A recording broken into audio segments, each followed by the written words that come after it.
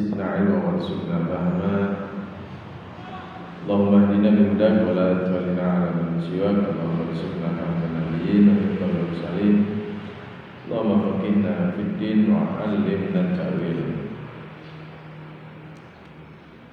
Alhamdulillah kita bersyukur kepada Allah. Hari ini di hari ke-7 bulan Rabiul Awal, ataupun yang kita kerap dengan sebutan bulan Maulid. Kita bersyukur kepada Allah. Pada hari ini kita belajar tentang Quran dan Rasulullah yang ummi. Kebetulan ini masih bulan Maulid. Kemudian kita juga materi kita adalah tafsir.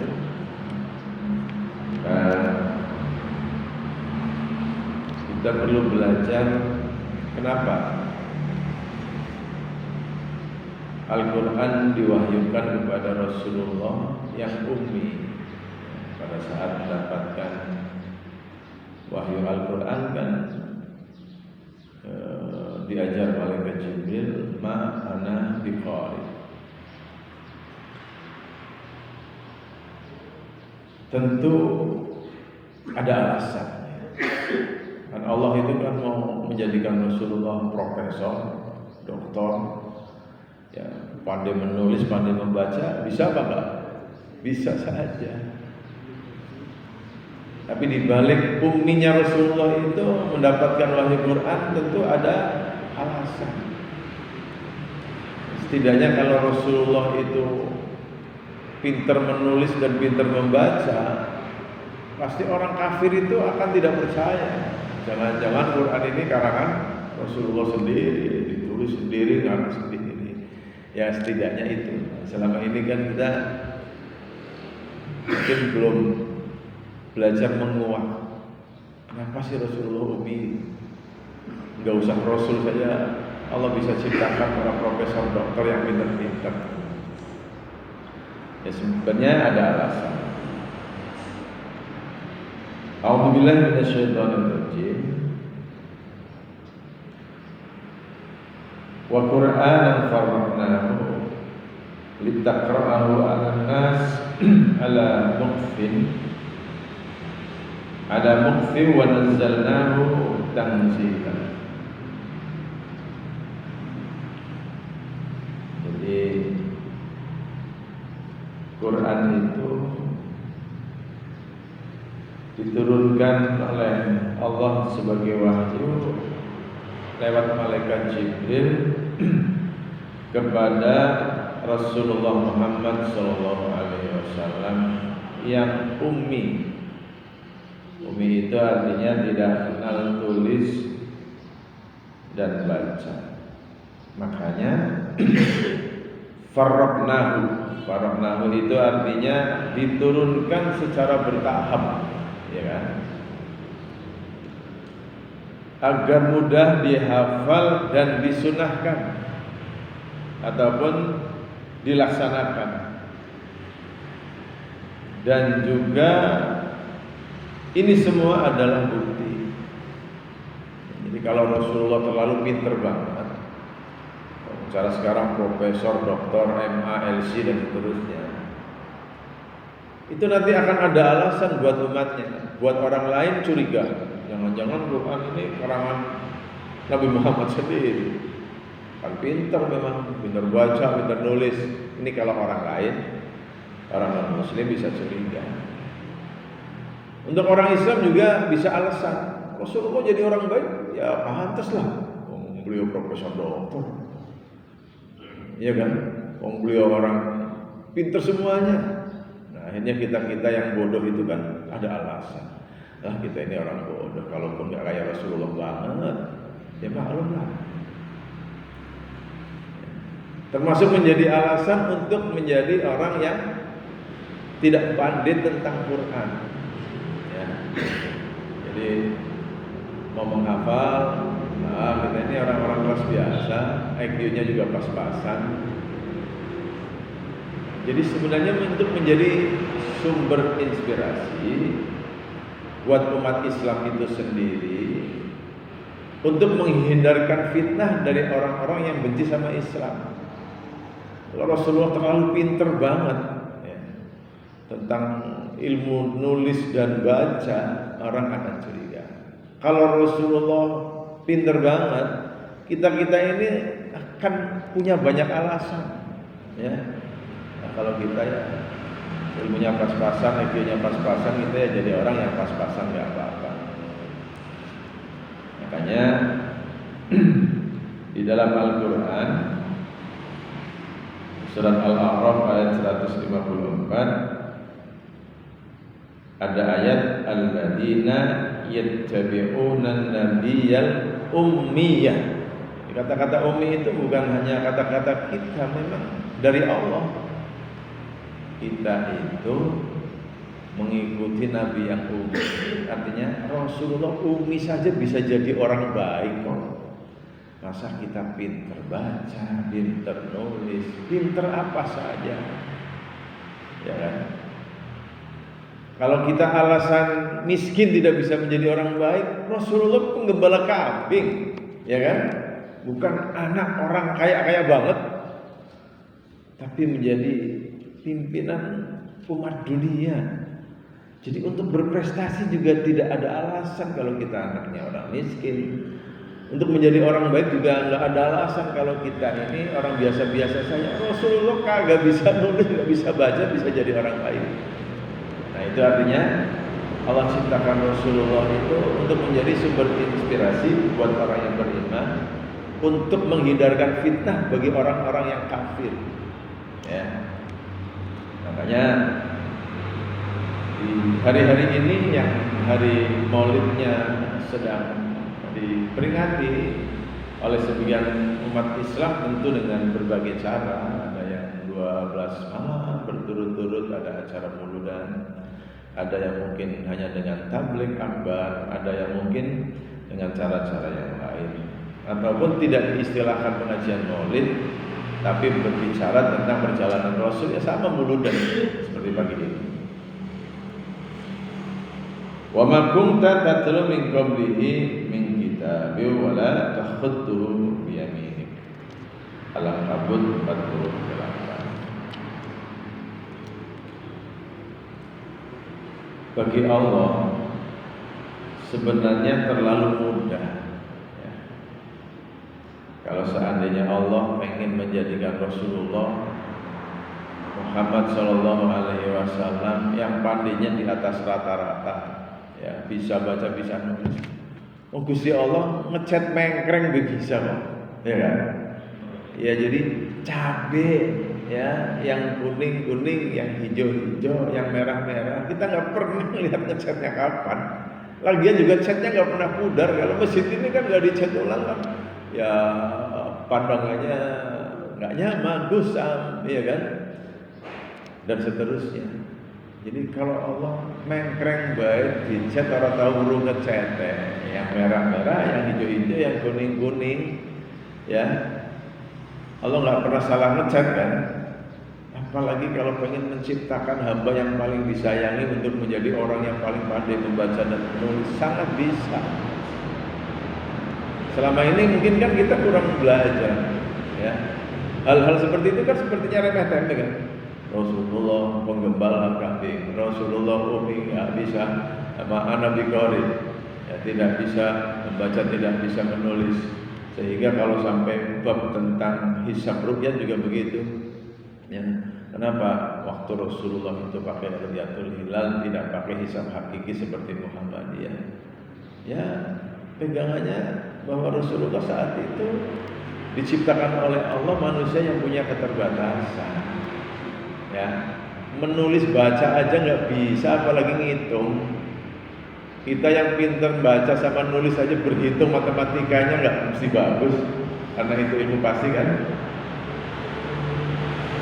Makanya ini adalah hujjatullah. Ya. Jadi ini adalah alasan Allah, satu, untuk manusia ya akan mudah mengatakan bahwa Al-Quran itu adalah karya Muhammad SAW. Kalau Rasulullah terlalu pandai baca dan tulis. Ummiyah, ya. Ummiyah Rasulullah itu merupakan hujjatun samawiyah. Ya. Jadi hujjatun samawiyah itu alasan langit. Artinya memang itu alasan yang tersirat yang tidak bisa dipahami oleh manusia biasa. Tentu hanya akan tahu kalau kita belajar untuk menghapus ya, keraguan mereka yang belum beriman, sebab akan tentu menjadi hujjatullah, sunnatullah. Tiap risalah selalu dikawal dengan logika manusia sehingga mudah akan bisa diterima. Ya, tentu wahyu itu kan diturunkan oleh Allah kepada Nabi sesuai dengan kebutuhannya. Ya, dulu kaumnya Nabi Musa itu kaum yang agak rewel. Kalau tidak dibuktikan Nabi Musa bisa bicara sama Allah langsung, umatnya nggak ada yang percaya. Ya, umatnya nggak ada yang percaya. Maka dalam Al-Quran ada ayat wa kallamallahu Musa taklima. Ya, akhirnya Allah karuniakan wahyu Nabi Musa itu adalah diberi kemampuan untuk berdialog langsung bersama Allah. Selalu wahyu itu dibutuhkan sesuai dengan zamannya dan Allah kasihkan. Termasuk Nabi Ibrahim. Di antara kelebihannya ya narukuni bardan masalah, karena yang dihadapi adalah Raja Namrud yang keji, ya. Mungkin bisa sekeras Ferdi Sambo lah hari ini ya, gitu kan, dibakar dan seterusnya. Akhirnya di antara wahyunya adalah ya narukuni bardan masalah, ya dengan doanya panasnya api itu bisa diredam, rambut sehelai pun tidak terbakar. Maka itu hadirin hadirat rahimakumullah, kita perlu belajar Al-Quran. Maka ada hadis-hadis yang memberi semangat kepada kita untuk menjadi ahlul Quran. Karena inna ahlal Quran ahlullah wa khasatuh. Orang yang menjadikan Quran itu sebagai sahabat, Al-Quran sohibi, kalau bisa begitu. Al-Quran sohibi itu artinya hari-hari kita itu jangan sampai lepas dengan bacaan Al-Quran, ya. Seberapapun ayat yang bisa kita baca, syukur-syukur mushafnya bisa melekat dalam tubuh kita, walaupun sekarang sudah ada semuanya di sini, ya. Jadi ada menurut keterangan dalam Anas radhiyallahu qala sallallahu alaihi wasallam inna lillahi azza wa jalla ahli min khalqi wa inna ahlal Qur'an ahlullah wa khassatuh. Di sini adalah sedang ada pesan yang penting tentang risalah Muhammadiyah, tentang wahyu Quran yang diterima oleh Rasulullah. Ada hadis inna lillah, jadi innanya pendek ya. Jadi kalau inna lillahi itu kan orang meninggal. Jadi kalau inna di sini lillahi azza wa jal ahli min khalqi. Di antara makhluk manusia ciptaan Allah di bumi ini ada yang dianggap sebagai keluarga Allah. Siapa mereka? Wa inna ahlal Quran ahlullah wa khassatuh. Jadi orang yang selalu hari-harinya melekat dengan Quran. Ada yang memahami bahwa mushafnya selalu menempel di tubuh. Artinya kita kemana saja bawa mushaf Al-Quran, ya. Ataupun setiap hari menyempatkan membaca Al-Quran. Menurut Imam Asy-Syaukani, yang dimaksud manusia-manusia yang menjadi keluarga Allah, ahlullah wa khasatuh, mereka diangkat dan dapat keistimewaan karena ansarullah, sebab memperhatikan, mengingat dan menghafal, mengulang-ulang ayat-ayat Allah. Artinya mereka yang membaca, mereka yang belajar tafsirnya, mereka yang menghafal Al-Quran. Itu kan berarti apa? Sedang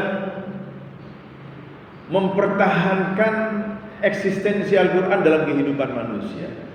Jadi kalau seandainya sudah nggak ada yang hafal Quran, seandainya sudah nggak ada orang yang paham tentang tafsir, ajaran Quran itu kan akan hilang dengan wafatnya para ulama.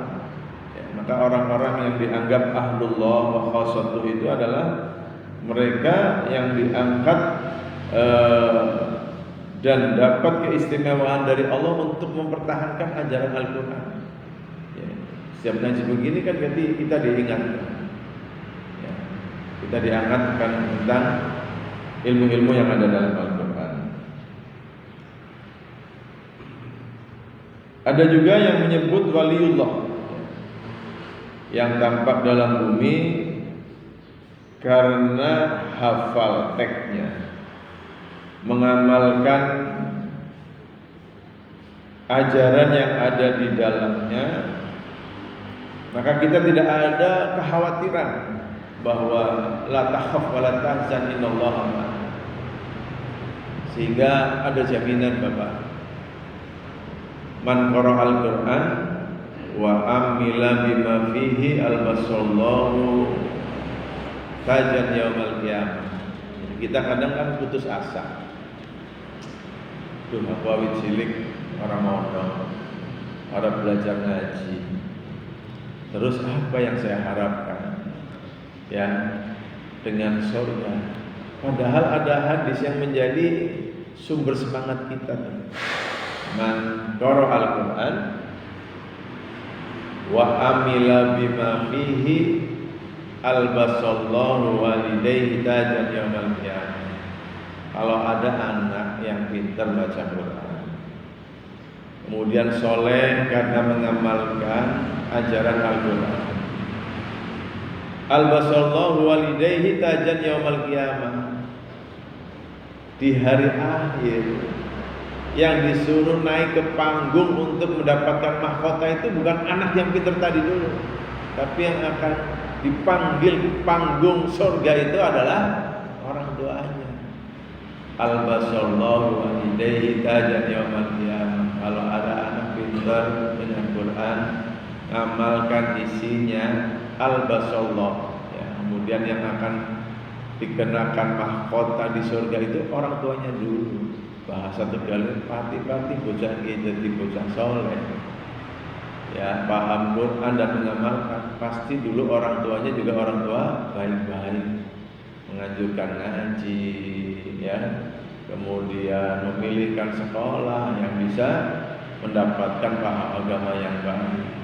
Jadi kalau ada anak soleh yang akan dihadiahi mahkota itu bukan anak soleh itu dulu, orang tuanya siapa kok bisa duwe anak sebagus iye, arane Agus bisa kan, soleh dan soleha juga. Itu yang disuruh naik ke panggung mendapatkan mahkota bukan anak soleh itu dulu, orang tuanya dulu. Albasallahu walidayhi tajan yaumal qiyamah.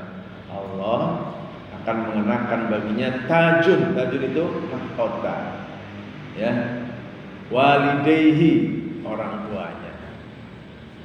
Famadunnukum billadzi amila bihi, ya. Orang tuanya yang bodoh saja umpamanya, betul. Tapi karena punya anak yang pandai tentang Quran dan bisa mengamalkan dengan baik, akan dapat mahkota di surga. Apalagi anak soleh tadi, maka akan mendapatkan cahaya yang melebihi cahaya di surga, yang melebihi cahaya matahari di permukaan bumi ini. Jadi kalau ada orang tua ngapunten ya, bodoh tentang agama ataupun kurang pinter dalam urusan Quran dan lain, gak usah putus asa, karena kita masih ada harapan. Sing penting anak aku karo putune aku aja gaya aku lah, bahasa sininya begitu ya. Jadi dengan seperti itu selesai semua itu. Baru kalau orang tuanya yang bisa menghantarkan anaknya soleh dapat mahkota, baru anaknya suruh naik panggung untuk mendapatkan penghargaan yang tentu tidak kalah dengan orang tuanya. Wong tuanya sing bodoh oleh mahkota, lo kan anaknya sing soleh nggak dapat apa-apa, ya kan? Seperti itu.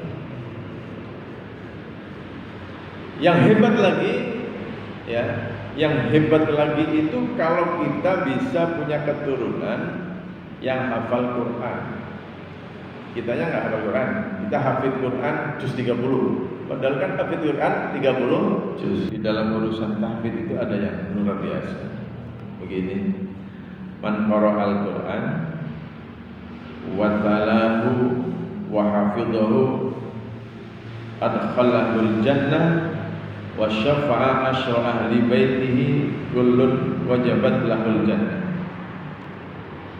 Jadi orang kalau bisa salah satu keturunannya kok hafal Quran, ya pandai membaca, kemudian hafal teksnya, kemudian menjalankan isinya. Hafid itu artinya selain hafal adalah menjaga ajarannya untuk direalisasikan menjadi perbuatan nyata. Jadi hafidho yahfadhu itu artinya menghafal teks, hafid itu menghafal teks. Tapi arti hafid yang lain adalah menjaga kemurnian ajaran Al-Quran untuk dijadikan amalan nyata dalam hidupnya. Jaminannya apa? Man qara'al Quran wa talahu wa hafidhahu adkhalahul jannah.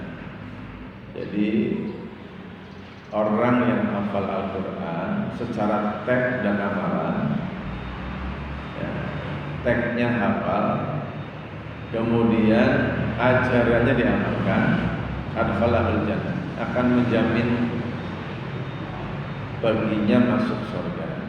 Yang hebatnya ini, wasyafa'ahu asyra min ahli baitihi kullun wajabat lahul jannah. Dan seluruh rombongan keluarganya, mbahnya, bapak ibunya, saudara-saudaranya yang beriman, syafa'ahu min ahli baitihi kullun wajabat lahul, akan menjadi ketua rombongan yang pegang tiket seluruh keluarganya masuk surga. Itu kehebatannya orang hafal Quran. Makanya kalau kita hari ini nggak hafal Quran, sampai hari ini anak pun belum ada yang hafal Quran, coba punya mimpi cucu saya harus ada yang menjadi hafid Quran. Karena orang yang hafal Quran dirinya dijamin masuk surga, ya, seluruh keluarga besarnya tiket surganya dipegangkan di depan pintu surga. Nanti kalau rombongan keluarganya Pak Haji Agus Sunarno, ya, mungkin di cucunya, kalau sekarang anaknya belum, langsung Mbah, Abi, Umi, ya, semuanya tiket surga sudah ada di tangan saya, masuk. Jadi begitu tuh. Itu namanya syafa'ah asyra ahli baitihi kullun wajabat lahul jannah. Seluruh keluarga besarnya dijamin masuk surga, karena yang jaga pintu surga, yang pegang tiket adalah anak keturunan kita yang hafid Quran. Itu kehebatan dan istimewanya kalau kita punya keturunan yang menghafal Al-Quran. Ya, saya kira itu, karena waktu suruh, maaf. Mudah-mudahan sedikit waktu yang tersisa kita isi dan bermanfaat.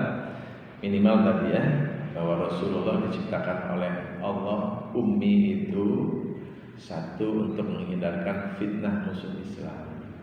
Yang kedua, untuk menjadi sumber inspirasi umatnya supaya jangan sampai patah semangat karena kebodohannya atau kemiskinannya, ya, bahwa orang seperti Rasulullah menjadi penggembala kambing, orang seperti Rasulullah tidak diberi oleh Allah karunia bisa membaca dan menulis sempurna seperti pada umumnya orang pintar, tapi juga bisa menjadi pimpinan umat Islam sedunia, bisa menjadi orang yang iman Islamnya bahkan menjadi pimpinan internasional. Artinya tidak ada alasan kita ini untuk apa? Pesimis dalam hidup, ya. Kalau orang baik harus pandai dulu. Rasulullah nggak pandai kan? Tadi judulnya Umi, ternyata bisa. Itu yang bisa kita pelajari. Assalamualaikum warahmatullahi wabarakatuh. Assalamualaikum warahmatullahi wabarakatuh.